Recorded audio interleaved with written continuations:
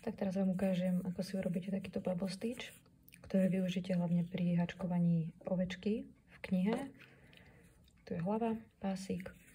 A začneme tým, že si nahodíme priadzu, pichneme do očka, naberieme, pretiahneme, naberieme a znova, ale iba cez 2 očka pretiahneme. Tak toto urobíme ešte 4 krát.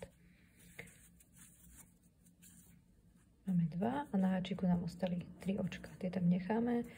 Znova naberieme, pretiahneme cez 2 a máme tam 4. Naberieme, pretiahneme cez 2, máme 5. Naberieme, pichneme do toho istého očka. Tak a máme ich tam 6. Teraz keď ich je 6, tak naberieme priadzu a pretiahneme cez všetky očká, ktoré máme na háčiku. A z druhej strany nám vznikne takáto bublinka. Upevníme to tým, že si pichneme do ďalšieho očka a uhačkujeme klasický krátky stĺpik. Takže bubble stitch je vlastne taká bublinka zložená z 5 dlhých stĺpikov, spojených dohromady.